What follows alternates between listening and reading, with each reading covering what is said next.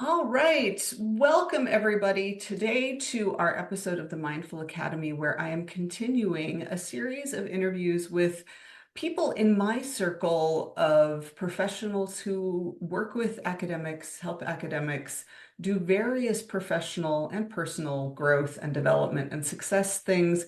And today I am thrilled that I get to talk to Lisa Monro here on microphone with you so that you can learn about what she does from her hot and sunny abode in the Yucatan Peninsula of Mexico, where I am looking out my window at freshly falling snow in Edmonton while my partner, hero that he is shoveling, yay him. So it's going to be 100 degrees where you are today, and we're looking at -8 Celsius. So we're going to go from 37 Celsius to -8 in one Zoom call. We are Gotta indeed. love March. Lisa, I'm going to turn the mic over to you and ask you to talk about, let's start with, how did you get to be a writing coach? I'm going to call you that. That's All fair. right.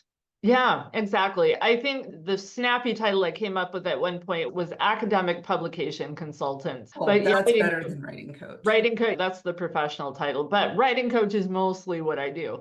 I had always been the person in my graduate program. Like, I'm a writer. That's really what I do in life. That's how I understand the world. To make sense of things, I write about it. So I was always the person in my graduate program who people were like, oh, can you read my chapter? Can you look at this? Can you look at Mhm. that? And I'm always happy to do those things. And every time I submit something anywhere, it always comes back and it's, oh, this is really well written. And I'm like, oh, thanks, because that's what I do. So I had been doing that work so I finally, in 2017, I decided to take the jump and incorporate my business, have a real honest to God business. So I did that. I didn't really know what I was doing at the time. I was like, what do you mean? Like, I don't know what an EIN number is. How do I get one? What does it mean to have an incorporated business? I don't know what that means either.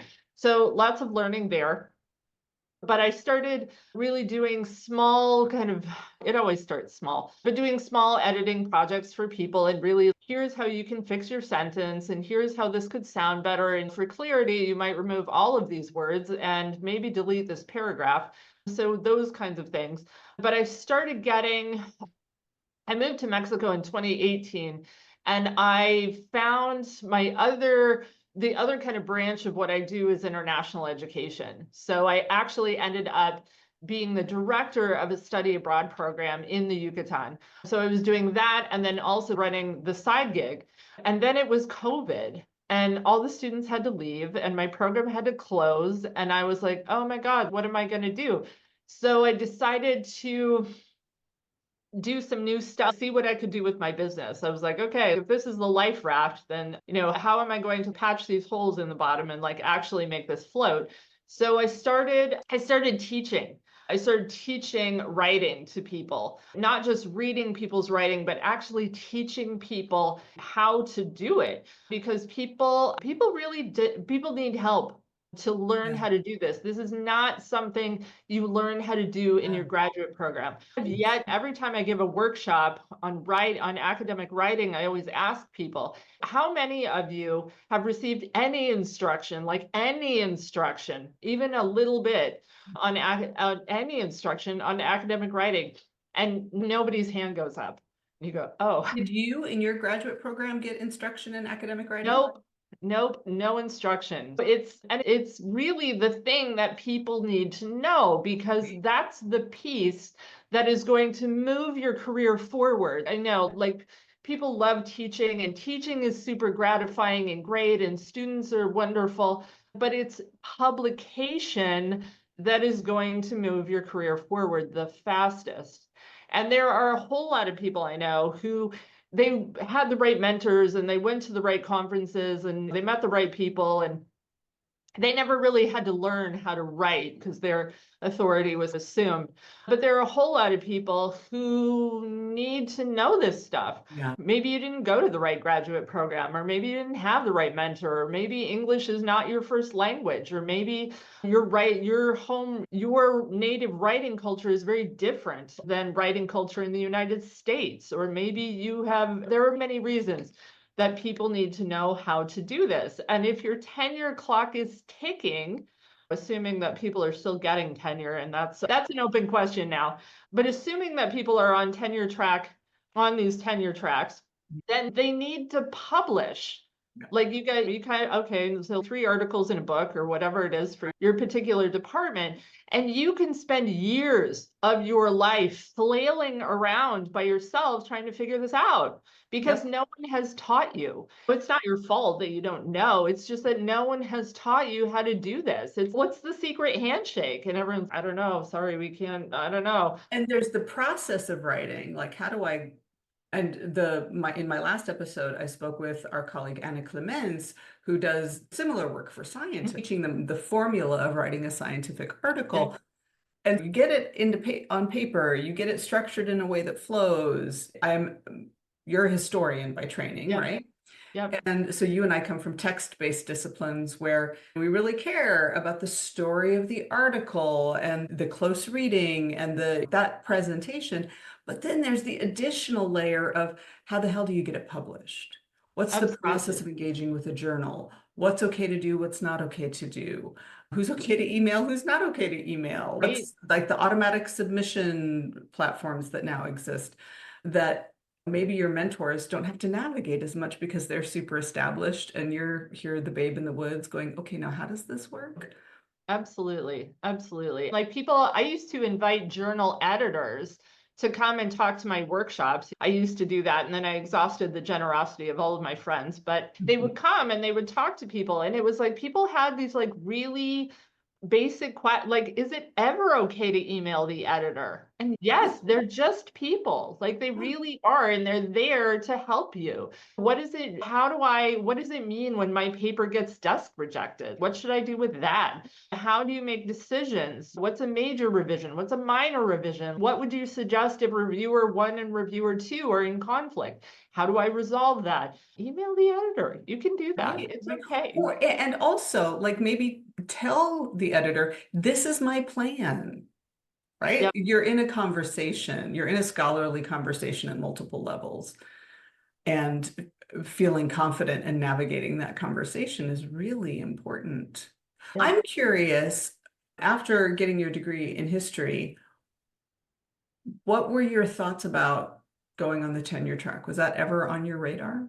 I was on the job market in an incredibly short amount of time because I just don't have, one, I didn't have patience for it. It was just putting together applications is so burdensome. It really Yeah. is burdensome. And it's just a bunch of elitist gatekeeping that doesn't need to be there. But academia loves elitist gatekeeping that doesn't need to be there. It was so burdensome. And then also, my field is dying, which is sad.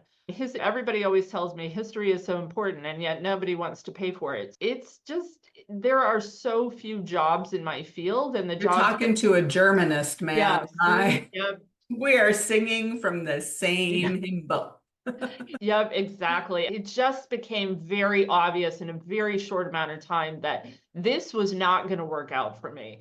And it's, in retrospect, that's okay. But at the time, I was just devastated. I was like, oh my God, what else could I possibly do? And then the other thing that really was important at that time, it was like, oh, I can't spend 5 years on the job market because I need to eat. I need to buy groceries. I can't spend endless amounts of time, as my mother would say, dinking around with this because I need income. That was really, it was that simple for me. I got a couple interviews, never a campus visit, but eventually I was like, okay, like I'm going to go get a day job.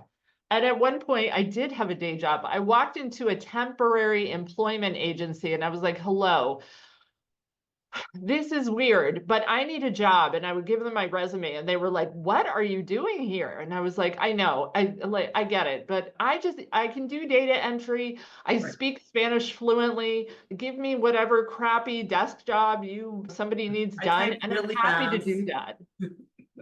Happy to do that. So I had these like bad jobs where I was like combining spreadsheets and I was like, okay, I guess my Excel skills are getting better, but this is mind sucking. It was not what I wanted to be doing, but at the same time, like I was living with my parents and I needed some money. So I did this. I will not lay down in the wilderness and die. Like I will figure out a way to keep going. So this is what I did. And then I also had a day job to escape the temp job. I got a day job doing victim advocacy, crime victim advocacy at that, because they really wanted people who had served in AmeriCorps or Peace Corps and who spoke Spanish. And I was like, oh, that sounds like me. So I did that as well. So I was literally going out on crime scenes and talking to crime victims about their rights. Colorado has a victim rights amendment. And so I was going out on crime scenes and talking to people about that in Spanish. Hello, I know that this is really scary. And I know that you're probably wondering like what your rights are in all of this. Here are your rights. And let me tell you about them. It was intense. It was really Wow. intense. But it was from that job that I eventually went back to Mexico because at a certain point, I had gone to Puerto Rico after the Hurricane Maria in 2017 as a part of this disaster mental health team. And it felt like being back in Latin America. And I was like, I really need to get back to the part of the world I actually care about. In 2018, without much of a plan, I went back to Mexico and I was like, okay, like I feel good here. This is where I'm going to stay. So I'm done with crappy day jobs. And now I'm, yeah, doing writing coaching and then also still working in some capacity with international education. Yeah. So first of all, thank you for sharing that. I think I appreciate you sharing the journey of like how you piece together a career and how it maybe looks like a really coherent path in the rearview mirror, but while you're doing it, it doesn't feel like a coherent path. It feels, oh shit, I gotta eat. I've talked about this before on the podcast or parts of it. So between my undergraduate and graduate years, it sounds like that's when you did the Peace Corps. I went home for a year to figure out my shit out and also walked into a temp agency and said, I need to eat. I was also living with my mother, and they put me in a machine shop as a front office admin person. Nice. So it was me, the elderly couple who owned the machine shop, and a bunch of union machinists, and low grade sexual harassment on the daily. And so that'll Yeah. drive you into the arms of grad school really quickly. But Yeah. also, like, I can answer phones, I can type, Right. You I can can work in an reconcile office. accounts payable and receivable if need be. I can take a good note. Absolutely. And then after, so graduate school, visiting positions, tenure track job. And on my end, it was trying to do the dual career thing because my husband is an academic, he's in libraries, but we're trying to find the same institution. And the failure of that to ever click is how we wound up in Canada. And I walked away from tenure. And again, I tried to piece together things like teaching here and being staff there, and none of it felt good. And so the first thing I did when sort of my last university gig ended, and I was like, no, I'm no longer piecing together gigs. It's not a crappy day job, but it's a crappy feeling to hustle for gigs in your field that is dying. I volunteered. I went to the YWCA and said, how can I help? And they're like, really? I'm like, yeah, really. How can I help? And they put me in employment services Oh, as a volunteer. I'm like, oh, that's funny. The unemployed professor helping people with barriers to entry to the job market find yep. jobs. Thank you, universe, for the lessons I need. That is fantastic. Yeah, but I mean, just the vocational awe of academia, right? This is the calling. This is this is the only thing that matters. This is the only thing this is the only success that I can believe in, it can be super damaging. And so the counter narrative of you got to eat and really you got to feel engaged. Yeah, yeah, that's what I really want. I'm willing to do, I'm not too proud to do a day job. Absolutely, I will do that. But yeah, I need to feel engaged and good about what I'm doing at the same time. Yeah. So yeah, it's been what I love about what I loved about what I do still love about writing coaching is really just helping people get their ideas out there. Like people are really working on that, even as the humanities have been under attack for such a long time. People are still doing amazing work, under very challenging circumstances. And people really have great ideas. And they're ideas that I think can really change the way we think about things. A lot of people are like, oh, ivory towers and nobody ever learns about this stuff. And who reads an academic journal? Sure. But I think about, I don't know if you've seen The Devil Wears Prada, which is I, fantastic. I have not watched the movie. Okay. I Okay. I'll understand the describe dynamic. this. I'll describe this scene for you and you can go find it on YouTube. But Meryl Streep is tremendous in this film. And at one point she's responding to somebody, the main protagonist, who's, oh, fashion is silly.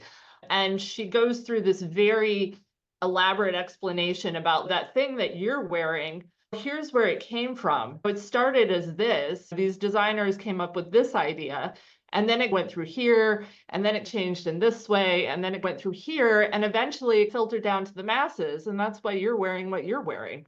And I think it's so similar to academic ideas. Yes, they start out in these very kind of closed spaces, but they get bigger. And they do change things for people. They really change how we think about things. Academics teach students, like a lot of academics I know do public engagement. Like ideas are getting out there, but they have to be given enough support to be able to get out there. And that's the thing. People's ideas and the development of those ideas and the publication of those ideas are the part of people's jobs that are oftentimes the most important. And yet, those are the pieces that get the least amount of support and time. People are given the least amount of support and time around those aspects. And I don't think that's an accident. I don't think it's like, oops, sorry, we didn't give you enough time or support for publication. I think that's very intentional. Really? And Say more yeah, about that. I'm super curious because I that's mean, my everybody always feels like it's the thing that falls off the to-do yeah, list. So if you yeah. see structural things there, I'd love to hear about that. I think it's very structural. I think people who are struggling, I think to get their publications, we know that academia is structured, supposedly it's on merit, but it's not. And we know it's as structural as anything else. And looking at the numbers of people and who they are who make, for example, full professor, women drop out. Very few women get there. Very few people of color get there. There's these structural problems.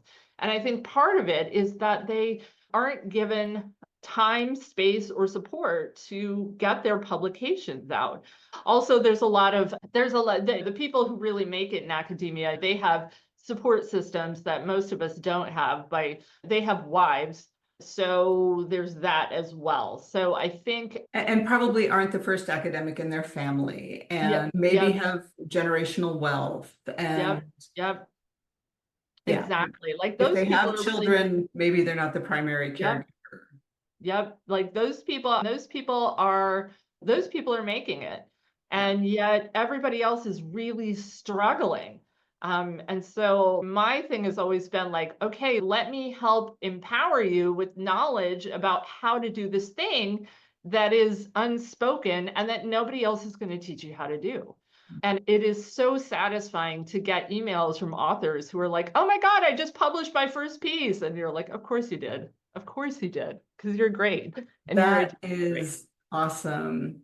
You know, what I see in my one-on-one work with faculty is the phenomenon, and you can read about it in the Chronicle. Like it's a known thing that once a woman or a person of color gets tenure and is associate professor, the floodgates open. That person of color, I'm in the middle of facilitating discussions and committee work around a strategic plan in a law school. There's a very small number of faculty of color. and a vanishingly small number of Indigenous faculty. And so Wow. that small number of people, the informal and formal advising burden, the emotional labor of, and there's even one white woman who works on violence and domestic violence law and things like that. And the first disclosures, that like all of the things that these people get that slow their productivity down because they're doing the work that actually keeps the institution afloat. Yep. Whether you get asked to be chair as associate professor or head that important committee or you're given that important project, like all of those things start happening because you represent something really important to the institution. So you're doing this really critical work, but it's taking away from your ability to do scholarship. Absolutely. And if it's not, then you're wearing yourself down to this nubbin of burned out threads that's about ready to fall apart. Yep. That's a really weird metaphor, Jennifer, but there you go. We'll go with it. Yeah. So, Yeah. go ahead. I think that happened. We know that, yeah, that kind of labor, it always ends up on the shoulders of the people who can least afford to be doing it. And it takes away from people's time that they could be using to do publications, to do research, to really move their careers ahead in ways that, yeah, you can't when you are saddled with all of this stuff. And in the strategic planning thing that I'm facilitating in one of the focus groups with senior faculty, asking them, because I use an appreciative inquiry process when I do strategic planning. I want to start from what's working really well. What are we going to build on? What are the opportunities if we build on that? And when I asked established senior faculty, who in the room at that point in time happened to all be male and white, when I asked them what was working, they were incredibly satisfied with what was working and spoke eloquently about the sort of independent contractor model of being a faculty member and how this particular school supported that and how that worked for them. And okay, yeah, thank you for that really clear articulation. And I joke occasionally that faculty are a bit like feral cats, right? Leave me alone unless you put the good tuna out, and then I might come. And that was definitely the vibe in the room. And then talking to junior faculty, which is a more diverse group of people, they're still on the tenure track, right? Like they were not talking about the independent contractor model. They were talking about wanting community, wanting support for them so that they could support students, both in terms of their scholarship and in terms of like their overall well-being, because that's what's coming to the fore for them. Yeah. So a Yeah. really interesting sort of generational divide in how academia works that you and I have lived through. I'm seeing it on the structural end of, okay, what does that mean for the vision of this institution? Who gets to call the shots when it comes to how are we going to organize ourselves? Who do we support? How do we support them? Yeah, absolutely. Absolutely. And I think and on my end, like my clients are almost entirely women.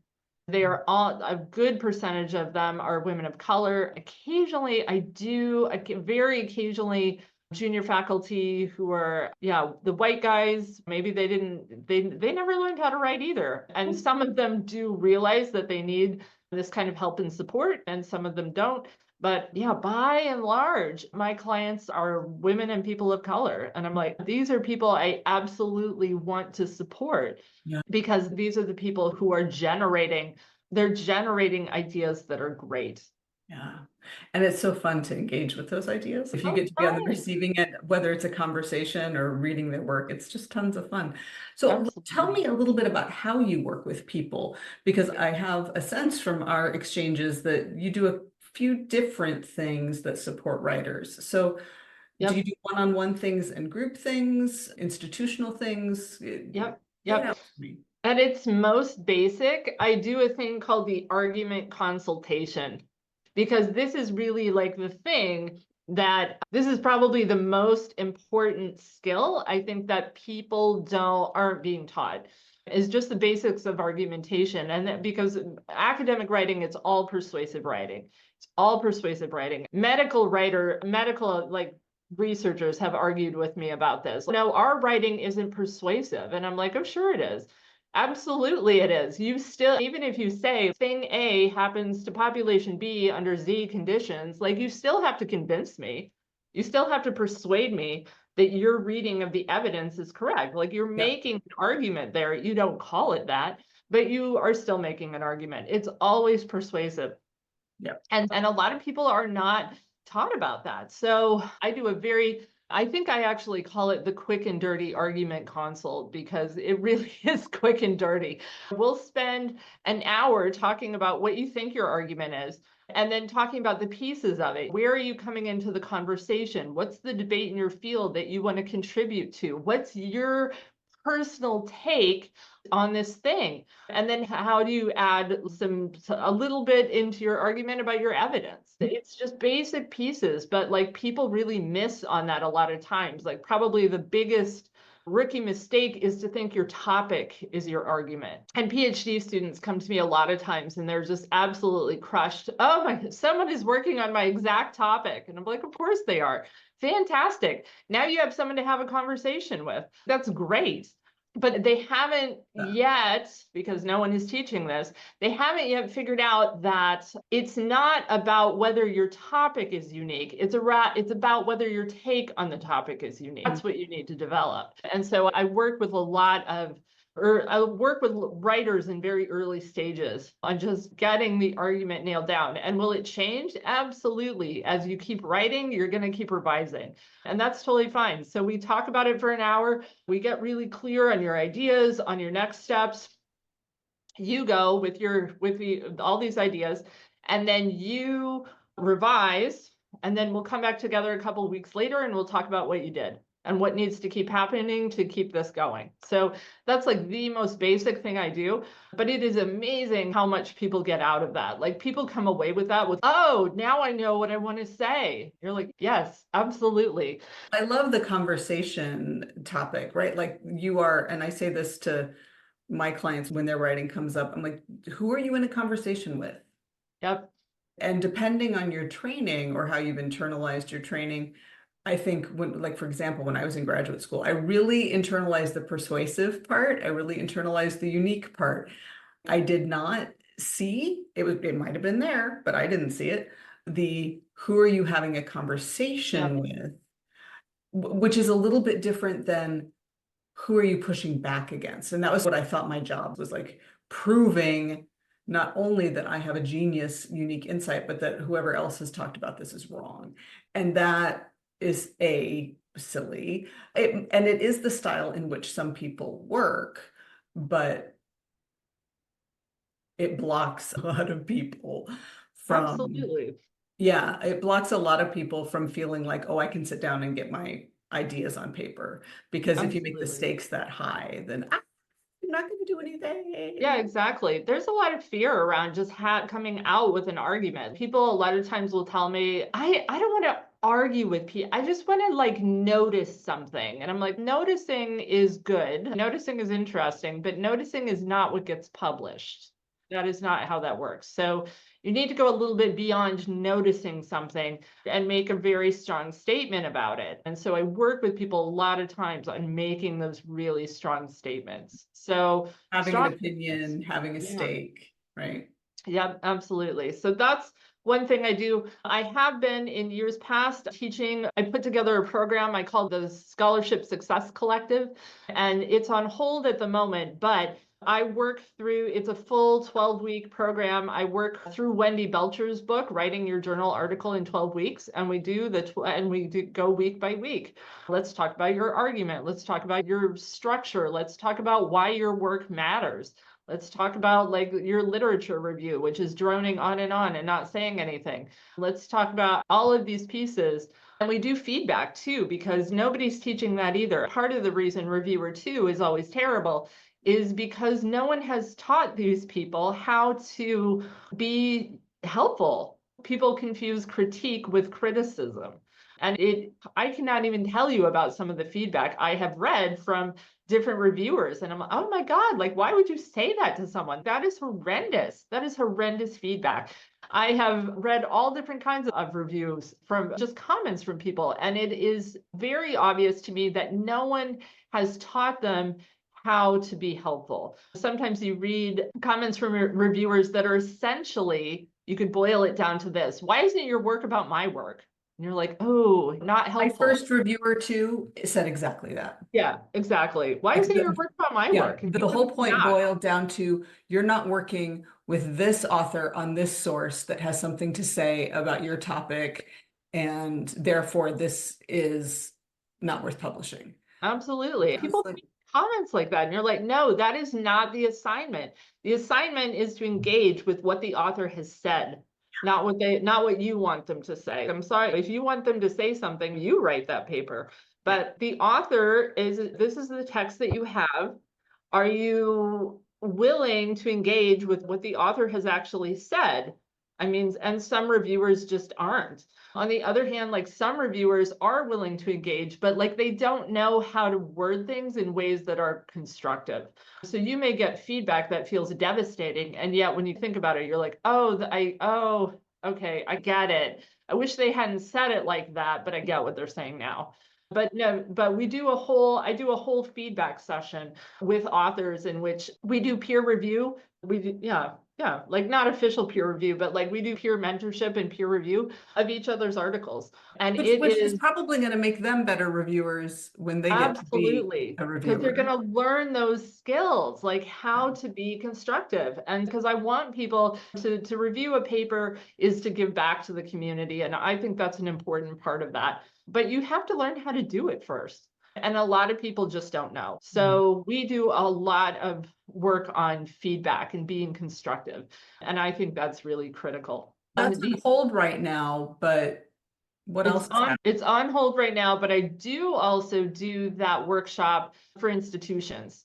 So I just finished doing a full 12-week workshop for University of Calgary, and they were so much fun to work with and just fantastic. And we all learned together. That's really the beauty of doing a workshop with faculty, is that you get to just, yeah, Was that learn. in arts and humanities? Was that like what group of? Yep, they were mostly arts and humanities. It's always very interdisciplinary, which I also think is fantastic because I feel like graduate school kind of silos you into Yeah. different groups, different cohorts. And yet at the same time, I think we get convinced that no one outside our fields could possibly understand our work. And yet I have gotten fantastic feedback from political scientists, from disaster researchers, from geographers, all different kinds of people. I think it's really important to, there's something really powerful about having somebody who is not in your field reading your work and saying, okay, here's what I understand you to be saying. This part is clear to me. This part is maybe not so clear to me. I wonder if you could elaborate on this a little bit more. This part seems really strong. I wonder if you could pull in your analytical lens from this and maybe use it here too. And I think that would really help. There's something really great about that. The other thing that happens in these workshops is we all become better readers, because reading is a skill too. And it's the flip side of writing. And like, I'm such a better reader of other people's work because now I have a system to do it. And now I know what I'm looking for. Like, oh, right. Like I don't need to read for content. I need to read for argumentation, persuasiveness, evidence. Like these are the things I read for. If I need content, I read Wikipedia. That brings up a couple questions. First of all, you said system. And in my last episode, when I was talking with Anna Clemens, she was talking about sort of her formula for a scientific paper. And I know here, I'll talk about me, my inner grad student, who I'm doing a much better job of muzzling now that I'm in middle age, but the inner eager grad student who knows best is in there and says, oh, my preciousness cannot be formalized. What I have to say is not going to go into some plug and play thing.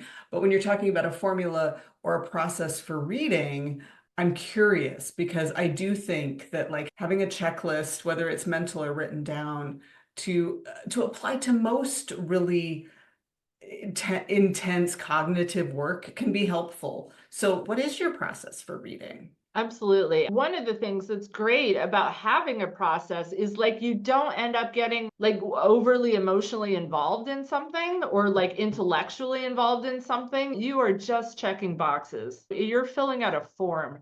And that can be really helpful. And it can also be really efficient. So when I read now, like I developed a template a long time ago in which I just go down the list. Okay, what is the author's argument as I understand it? Okay, it's this. Check. What kind of evidence is the author using to support this? Check. Do I think that the author has read their evidence in such a way that it supports that argument?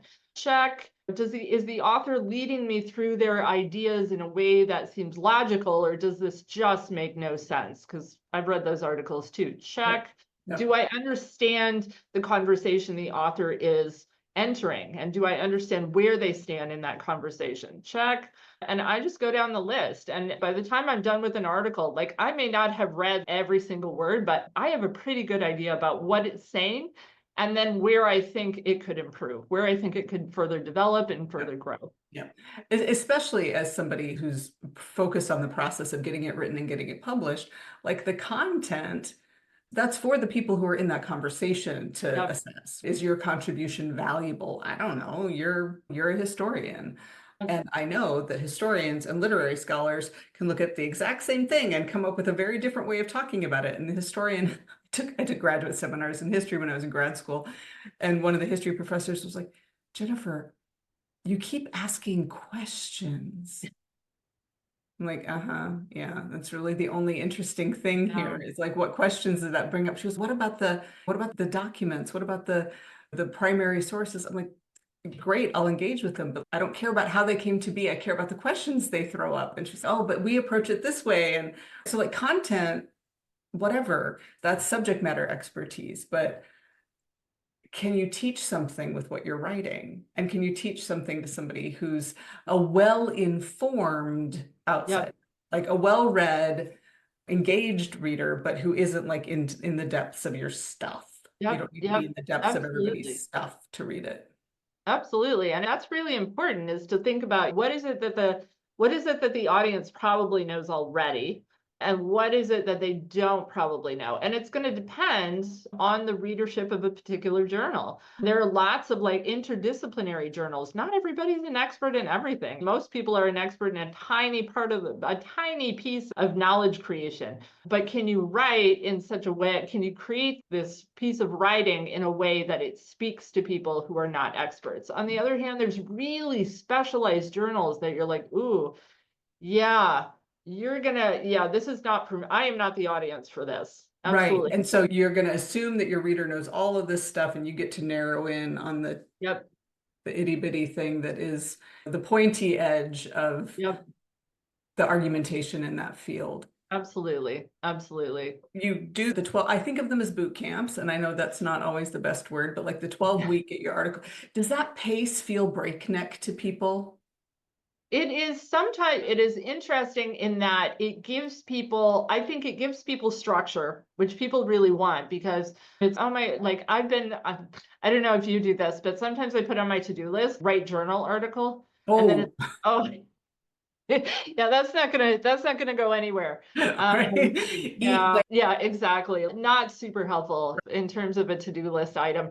But one thing that is really helpful, I'm indebted forever to Wendy Belcher, who really broke this down for people. And she actually came to one of my workshops at one point, and she was teaching journalism, which has a structure to it. And she said academics from all different kinds of disciplines would take her courses because they were desperate for someone to just tell them how to do it. What are the things that we need to look for? What do we need to write? How do we need to structure? They were just desperate for some kind of instruction.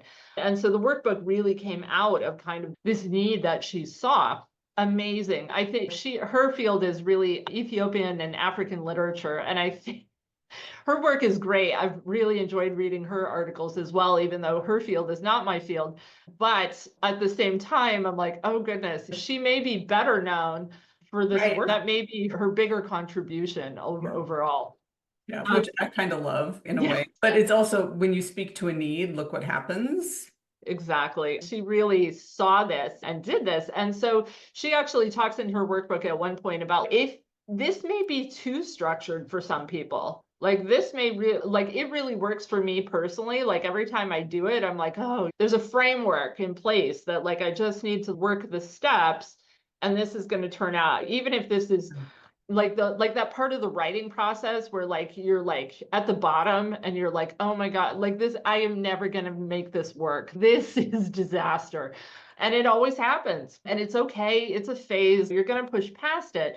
But what's helpful to push past it, I think, is to have a structure and be like, okay, I just need to take the next step with this. Right. This is not the end, because This is not next the week end. I'm working on this thing, and right, everything is fixable and we just move forward. We do the Yep. next good thing on the Yep, list. absolutely. And I think it gives people confidence that there's a method. Oh, yeah, like I just don't have to like start from, yeah, I Yeah. don't have to start in the, I don't have to, yeah, I don't have to guess. One of the things that people always say to me is, oh my God, it's so fantastic to know what the next step is. Like to have steps, like that And is super helpful. you don't have to reinvent the wheel. It Yeah, doesn't, oh, like, yes, the structure, the process, the content, the form, it yep, doesn't all have to spring from your own yep, genius. You're exactly. responsible for the subject matter expertise, for your take, your argumentation, your contribution, but you don't have to figure out how to write an article in a persuasive style from Yeah, because there's, from ground zero. yeah, Yeah. because we know about that. Like we already, like there is already an established way to do that. Don't reinvent the wheel. Just Yeah. one participant in my workshop came and she one week she was super excited and she was like, "Oh my God, I made this massive discovery." I was like, "Ooh, tell me." And so she said, I read a bunch of articles just structurally, like how are these put together? I don't even care about the content, but how are these put together? And she said, they're all wonderful in their own way, but boy, they are really formulaic. Like they're really, it's really obvious, like how you do this. And I Yeah. was like, yeah, and you can use that in your own writing. And you can, it's not, yeah, don't reinvent the wheel and be like, how should I structure the introduction? Look at what's been published Yeah. and break it down structurally and think about it. Where is the argument? You probably want to put it pretty early because the cardinal rule of writing is if you want people to notice something, mention it early. Yep, yeah. And then maybe Groundbreaking news from Lisa Monro. If you want people to groundbreak, notice something, mention it mention it early. early. Yes, exactly. Yeah, it's not academic writing is it's knowledge creation by itself is a hugely creative project. And so, and academic writers hate it when I'm like, you're creative writing. And they're like, what? We are not. And I'm like, oh, yes, you are. You Yeah. just, I know, which is really an interesting reaction. But it's the writing itself. You have to fit kind of your creative knowledge production into these forums Yeah. because we Into the need, forms that are understandable and digestible, that are yep, in this conversation that you are, yep, exactly. right? Exactly, because Like, we're not academic going reading to, is not pleasure reading. It's not like reading a novel. You can't read an academic book. There is no way. You could not pay me enough money to read a whole academic book. I read for what I need to get out of it. yeah. And what I need to get out of it is this and this, and then I'm done Yeah. with it. And you're not, if you're trying to write an article, it's not an interpretive dance of your subject matter expertise, No, because it, people aren't going to be able to follow your interpretive dance. That sounds flippant, but I mean it that way. Like, yeah, I know that for me, like my biggest writing hurdle, and now that I know it's my writing hurdle, I just get it out of the way, is I spend the initial parts of my work and my writing talking myself and my potential reader into how I got to the point I'm making. I would like oh, you to yeah, follow my brain for a the while. journey. Yes, This is how I learned this. And that's the interpretive dance yeah, of my subject matter expertise. I delete that. yes, yeah, I might need to get it out for myself so that I'm in that space again and can groove on it. But nobody needs my interpretive dance of how yeah. I got. Exactly. A lot of book authors will do that too. Here's how I came to this point. And I'm always like, I appreciate this, Yeah, but you need to delete this yeah, as well. I'm yeah. sorry. It's really hard, but nobody needs this piece. Yeah, Yeah, which might be heartbreaking, and I yet, know, because I yeah, love that part too. Like, yeah, I love reading about like how people got there. That's not publishable scholarship. yeah, yeah. So you still write your own scholarship. I do. Yep, So yep. I'm still you and I met each other via Rest in Peace Twitter rest in peace. because we don't go there anymore. Deleted my account. It's done. It's Yeah, gone. ditto, Yeah. Gonzo. But yeah, you and Jen and I, that's how we met. Mhm. Jen Polk, who I'll be talking to soon. We I met love it. there, and you were talking about writing, but you were talking a lot about your own work and your own scholarship. And now that Twitter is RIP, I don't see much of that anymore. So I'd love to hear what have you done and what are you still doing? Because one of the interesting things about working for yourself is assuming you're paying your bills, you get to allocate your time and your projects the way you want to. So where does your own work fit into what Yep. you're able to do now? Absolutely. It will not surprise you that my scholarship focuses on cultural relationships between the United States and Latin America. That's always been my interest. How do we understand each other? How do these places understand each other? And because I think that's critical work, especially given our new, what are we calling it these days? Our current landscape. That Oh, see, work, that's I so think, euphemistic. I isn't just that call nice? it the United States slide into fascism. Yeah. We could call it that too. But I think it's really important to be able, I think that kind of work, I mean, I know his history is dead essentially, but I think that work is still important. I think it's still really important to think about. The thing that really always calls my attention is like how I personally am complicit in certain things that have happened in Latin America. And I wrote a blog post about this at one point about my experience as a Peace Corps volunteer and kind of this transformation from, oh my goodness, I'm gonna help these people with their economic development projects, and then this transformation into, oh my God, I am essentially here to impose this neoliberal agenda that is also intimately related to these episodes of state violence. And so that's what I was really interested in. I would consider myself to be a historian of imperialism. A lot of my work, I have a great article. Nobody cites it, or at least they haven't cited it yet, but I'm not promoting it actively either. Authors, if you're listening, self-promote your own work, because if you don't, nobody else is. But I have an article about a textile designer, industrial textile designer, who goes to Guatemala in the 30s, and she, like, under the auspices of the Carnegie Institution, and she says she's going to collect all these textiles and create this textile collection. And so she does that, and then with newspapers who report it, because it was so unusual that she would do this, there was a lot of press about it. And so through news interpretation, analysis of news sources, it comes to light that she's doing this in ways that are very coercive. She's trying to, but she's collecting this stuff. And then she goes back to New York with it, where she puts it into production with the Macy's department store. And so you could buy all of this like weird, like Maya themed stuff. Like you could buy like these like Maya themed shower curtains. Like it all became home decor. And it's, oh, yes.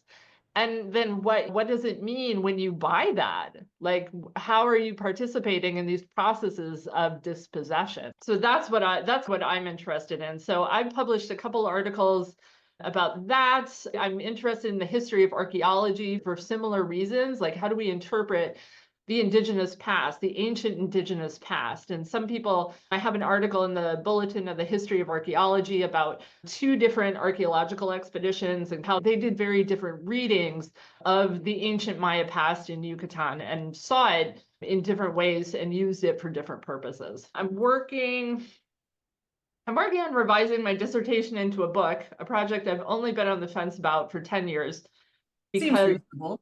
I know, I was like, that's history. It's like everybody's It's dead. not going anywhere. Yeah, it's not going, nobody is going anywhere. So it's fine. They're all dead. It's okay. They're all dead. Yeah, I know. It's such a great field for so many reasons.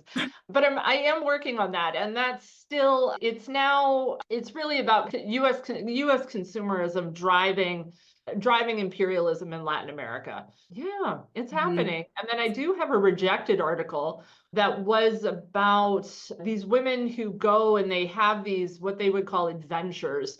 They were adventure journalists in Latin America and how they saw indigenous people and how they saw themselves vis-a-vis these indigenous people and how they advanced US interests and advanced their own interests, which was this emerging feminism at the same time. So that article has been rejected twice, but it's okay, because what I know from having done this for a long time is that perfectly publishable articles get rejected all the time.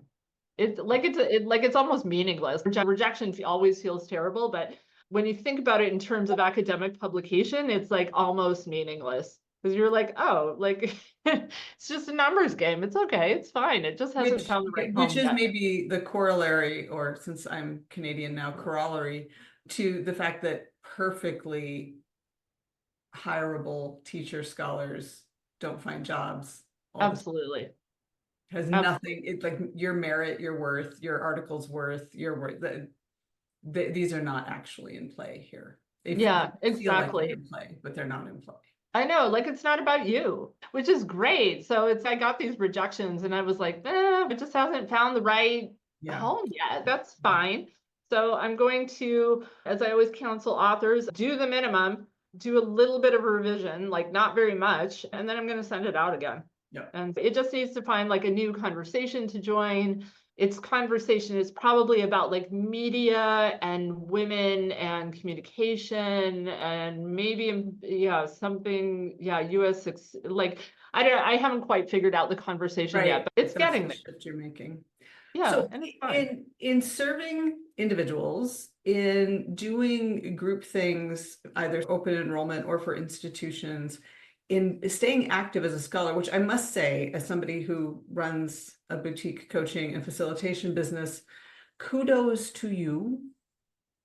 I have a couple book projects that are not related to my academic discipline, informed by, but not publishable in, that are very comfy on the back burner, Oh right? yeah, Like yeah, they're super happy back there. And I drag them out every once in a while and I dust off the lid and I open the pot and I look at it and I go, oh, you're cool.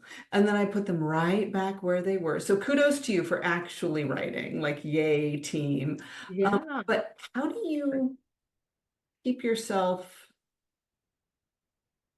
together, like mind, soul, and body supports? And I'll tell you why I'm asking this question. So, in this series of conversations that I'm having with people who do work like you do or like I do, is you work alone at home. I work alone at home. I have a dog. It's snowing like crazy outside, so my husband's working from home too, but it's usually just me and my screen. It can feel a little isolating, but it also, at times for me, feels a lot like the isolation of being a humanities professor, where I felt like it was me and my books and my brain, and I was solely responsible for everything. And it could get really heavy. It could feel like an uphill battle. And so I have come to this point where I think that running a solo entrepreneur business has a great deal in common with being a faculty member, even though I do not always appreciate the independent contractor model of being faculty. I know that feeling is very much yeah. there. So, like, how do you stay healthy in mind, soul, and body as an independent contractor? Yeah, absolutely. And that's a great question. I think, yeah, the independent contractor model, it's essentially the Uber model. Now we're all Uber drivers. So Right. We're all in the gig economy. right? That's really, it is outsourcing and it's part of the like the adjunctification of faculty. Yeah. This is all tied together. I think it's tied to this bigger shift that's been underway for some time now towards neoliberalism and competition as the greatest social good. And I think I reject that model, even as I have to live in that model.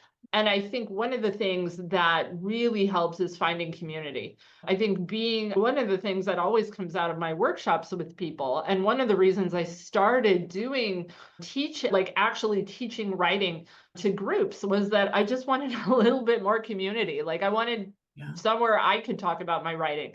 And people always tell me, they're like, oh, the most valuable thing I've found here is really like just being able to talk about my writing. And I'm like, yeah, absolutely. Because your mom doesn't want to hear about it. Who do you, I No. know it's, she Does she have a doesn't. copy of my book? Yes. Does the Yes, spine look like exactly. it has ever been cracked? No. I know. I'm like, you don't have to read my writing. It's okay. It's fine. Like, it's totally fine. But I want somewhere to talk about my process, like what I'm struggling with, like what's really working, like what did I get done this week? What have I not gotten done? I wanted somewhere to type. It's like my initiatives are always to some degree self-serving as well. So Excellent. Thank you yeah, for so owning. that really super helps me. So I think that's important. And then I think also, I think connecting with people in the real world. Like I try really hard to participate in stuff that's happening in my city. There is, for example, there's a bike ride that happens on Wednesday nights. Fantastic. So I go on the bike ride. I'm like, that's great. Yeah, doing stuff like that. There's a meetup tonight that I'm sometimes I bail on the meetup, but so It's Friday I night, right? On I the one know. hand, I'm oh, like, it's Friday night. On the other hand, oh my right. gosh. I'm like, oh, I just want to read my book. Sometimes it's that too. So that's okay.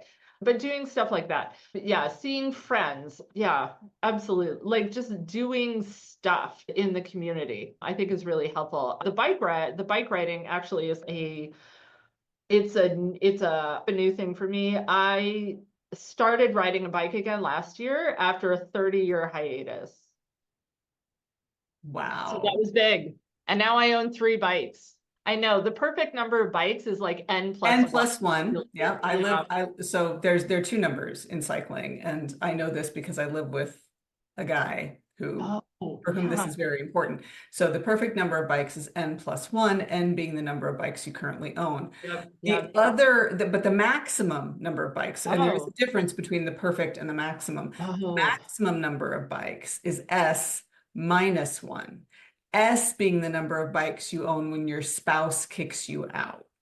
oh, yes. Or Yep. when you have to live in the shed or the garage or the basement or wherever with Yeah. bikes. Yeah. Yeah. Yeah. The bikes Uh, are taking over my house, but I got a bike off Facebook for $60. It was like my learning bike. It's like a fixie. It's like a super simple bike. And I rode that around for a long time and I was like, fantastic. And then last year I felt like I could upgrade to like a new bike. Like it was the first new bike I bought since I was like 12. Bought a bike. I was like, how do the gears work? Like I have no idea, but figuring it out. So that's been good. And then my latest obsession has been a folding bike. So I bought a used folding bike because I was like, I don't even know if I'll like this. So I don't want to like invest. So I bought a used folding bike because I was like, oh, I would love to be one of it's you always and so David helpful. Byrne, man, right? Yeah, I read his book and I was like, I want to do that. Like, just go to places and be like, I'm now going to sneak my bike out of the hotel Yeah. and into the elevator and into the parking garage. And then I'll get on my bike and just ride around these cities. Yeah, I gave that book to my husband for his birthday. I think the year we moved to Canada. I just remember where we were when he was reading it. And Yep. yeah, we think of David Byrne as the talking head. We don't know about the folding bike and the adventures all over the world. Like everywhere he goes, he brings the bike and I know the Yeah. city because I biked it. Yes. I think that's amazing. I would love to take the folding bike like to various places. There are a lot of places on the peninsula I would still like to explore, and I would love to take the folding bike with me. So that's the plan. So So is your new bike a road bike, a mountain bike, a gravel a bike? mountain bike, which I had never had before. So I'm not a fast cyclist, but the roads here are not in great shape and we don't have a whole ton of cycling infrastructure. It's gotten a little bit better, but a lot of times you're riding on streets with some pretty significant potholes and A yeah, road bike would be dangerous. road bike might be dangerous. Yeah, but it's been an interesting experiment. My mom is still, I can't picture you on a bike. And I'm like, I know, isn't that weird? I'm on a bike. So that's been fun. Is there something about picking up a bike after 30 years of not using it for transportation and for Yeah. exercise and for entertainment? What I hear there is beginner's mind or exercising new parts of your mind-body connection, right? If you picking up something new is, yeah, it puts us in a different headspace. And I think it probably opens up creativity and gets us literally moving and thinking in new ways. So what's that been like for you? It's been really fun. It's been fun to, yeah, learn new things. Yeah, how do you not get hit by cars? That's always a good question. Very And then important thing to learn. very important thing to learn. So now I don't have them here with me. Otherwise, I would give you a demonstration. I have LED slap bracelets. Oh, Yes, which are just making my Gen X heart so happy. It's like right. kaboom, and I Yeah. feel like I'm like Wonder Woman. And they're pink, and I turn them on, and I'm like, oh God, this is amazing. But the bike has been so much fun because it's been such a great, it is like Yucatan has they have a lot of bikes here, but bikes in Latin America tend to be the vehicles of poor people. Like the pinnacle for a lot of people is to buy a car. Yeah. And not have to take the bus. And so a lot of people are like in this in between space, like maybe you buy a motorcycle, which is half and half, or Yeah. but there's a lot of sort of infrastructure devoted to the acquisition of cars has been the pinnacle of development. But there are a lot of bikes here, lots and lots of bikes.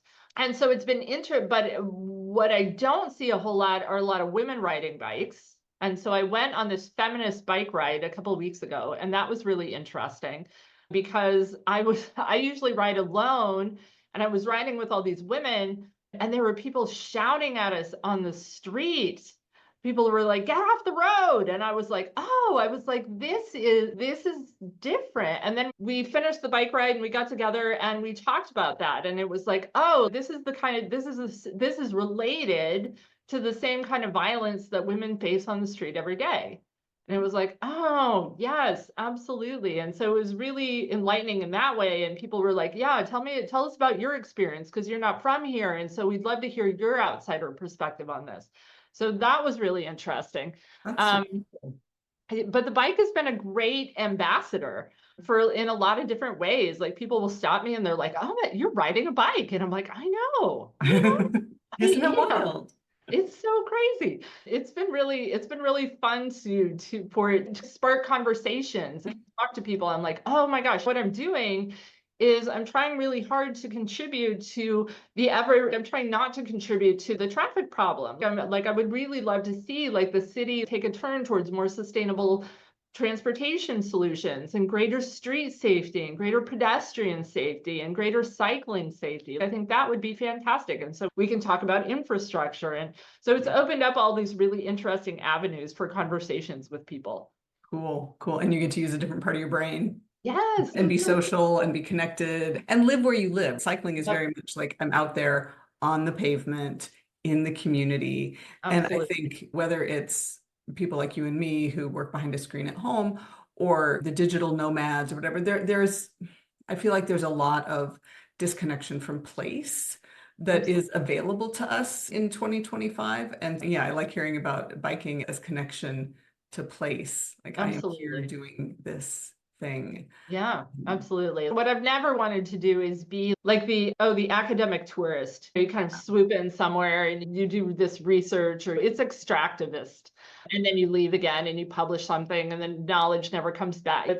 Very aware of that. And I don't want to be that kind of person who lives somewhere in these extractivist ways either. I really want to be connecting with people and I want to be supporting people and I want to be Community, yeah.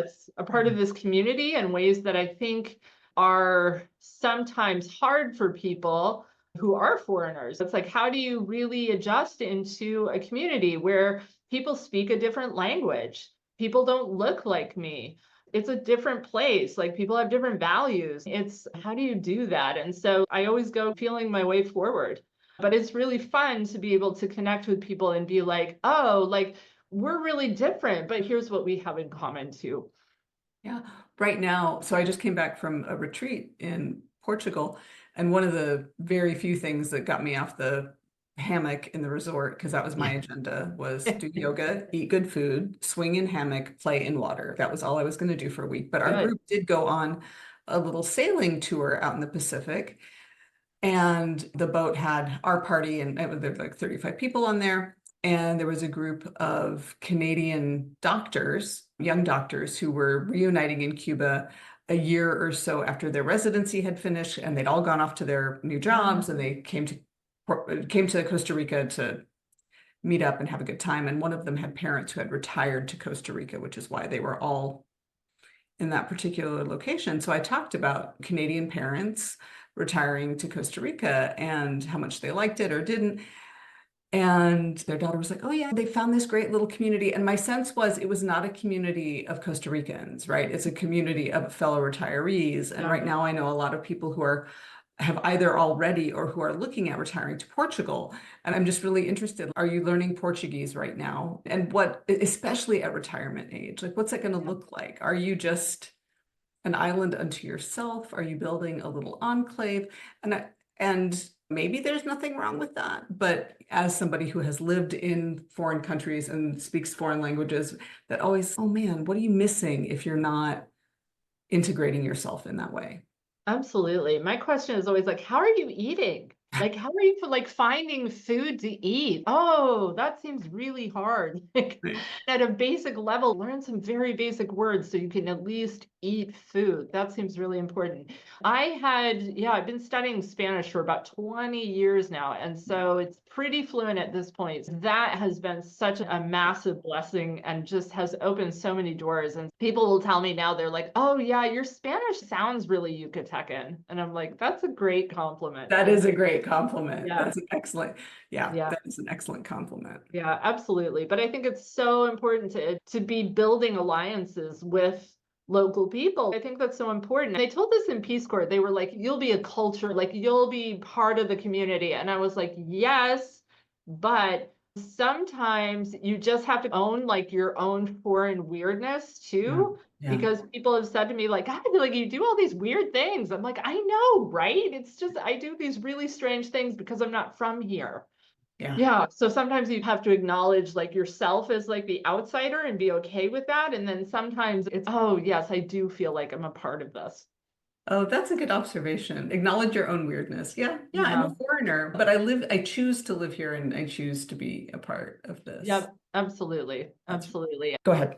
Oh, I was just going to say, like, it's a really great feeling, like when you get invited to a wedding or something and you're like, oh, yeah, I'm here because people want me to be here. Yeah, yeah. And I have community, which Yeah. is that's my word for 2025. Get out from behind the screen, make connections with real life That's a people. great word. Yeah, absolutely. So if people are interested, and I hope they are, in the previous episode when I talked to Anna, her work really focuses on science, a little bit of social science, and you're coming at writing support from the humanities perspective. So I love the fact that these two episodes are probably going to air back to back. So if people are interested in working with you one-on-one or in bringing you in for their department or their school or faculty, how do they find you?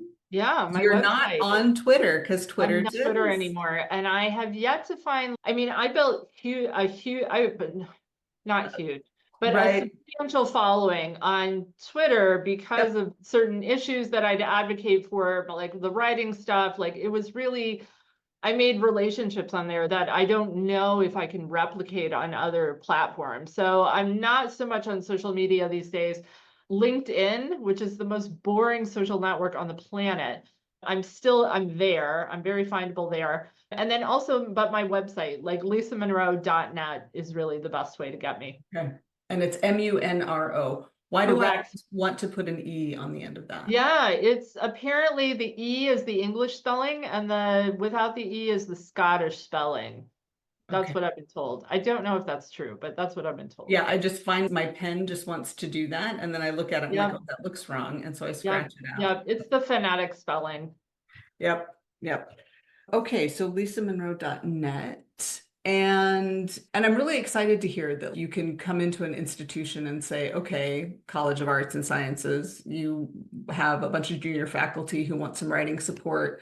Let's spend 12 weeks going from point A to point B and Yep, just yep. up the pace, the productivity, the focus, the outcome of writing, especially for early Absolutely. career scholars. Absolutely. And I do those workshops. I do them. I've even done 1 hour workshops with people, with institutions. Like, hey, like, how do we actually do like, how do we make a plan to get writing done? Okay, let's talk about that. I've done 1 day writing workshops with Yeah. people. I'm doing a 2 day workshop with the University of East London. And what's also been really cool is I've gotten to work with scholars all over the world. People I would never work with. I was working a couple of months ago, I was working with women in Saudi Arabia. And I was Oh my goodness, that's amazing. like fantastic and amazing. That's fantastic. I was working with a scholar in Malaysia, like wonderful. I was working with a group of Muslim scholars in Germany. And I was like, fantastic. These are people I would not normally come into contact with, but wow, aren't we all learning something from each other? Yeah, yeah. No, that's amazing. That's amazing. Yeah. Thank you so much for your Thank willingness you. to spend some time with me and talking about your work and where you live. One of the things I love, as much as my own focus is on like being rooted where I am for now, the fact that in my little community of consultants and coaches, I can talk to people in the US, in Mexico, in Australia, in the Czech Republic, in Germany, here in Canada, in the UK. Like as long as we can navigate time zones, which occasionally, even with So all hard. technology's help, bites me in the butt. Because I live in the mountain time zone, which nobody lives here, right? I Nobody. know. What's confusing is that Mexico no longer changes time. So half the year I'm on mountain time and half the year I'm on central time. I'm like, nope, no. I will either be an hour early or late. I'm sorry. Yeah. Yeah. And then I went to Costa Rica and I had to fly to Toronto to get there. But by the time Oh, I landed, I was on mountain time. yeah. I Yep. was like, whoa, brain, just did this Yeah. thing. It's just an hour. It's complicated. And then like where I live, so doesn't change time. But then Cancun is on a different, which is just a couple hours away by car, is on a different time zone. And so it's like, what time do I need to go? What time do I need to go get my flight? I don't know. Oh, ouch. That Yeah. just hurt my brain. Thanks. Yeah, it's confusing. Yeah. Yeah. Yeah, but I'm so glad I got to talk to you today. Yes, excellent. For those of you listening, check out Lisa's work at lisamonro.net. And if you're not familiar with Wendy Belcher's book on 12 weeks to writing your article, like it is a great resource. The people I know who've picked it up and tried to tackle it on their own occasionally feel totally overwhelmed. So I think having the support of somebody who is super familiar with that process and can guide you through it is really critical. And yeah, LinkedIn is not super exciting, but it feels also pretty sane. So it is the place where I think a lot of us are showing up. I had a conversation in Costa Rica with some academics about, okay, if this is where we're going to have our social network front page, what should it look like? What is important to have up there? What do I keep off there? So if you're not on LinkedIn, maybe this is just one more nudge that it's an okay place to have a front page and to check in every once in a while to see if people are trying to talk to you. Because in the absence of academic Twitter, yeah, a lot of us are feeling a little lost. And Blue Sky, I don't know. I open it, I look at it, and I get angry because the people I follow are all justifiably angry. And I have to check out of the rage in order to feel well with the world. So, yeah, LinkedIn feels like the safe space for me at the time. Yeah, yeah, I'm there, absolutely. Lisa's there. I think most of us are there. Thank you again. And for those of you listening, I will be again in your ears soon. If you have comments, questions, people you want to hear from, things you want me to address, I am so easy to find. Jennifer at jenniferaskey.com or on LinkedIn. Talk to you soon.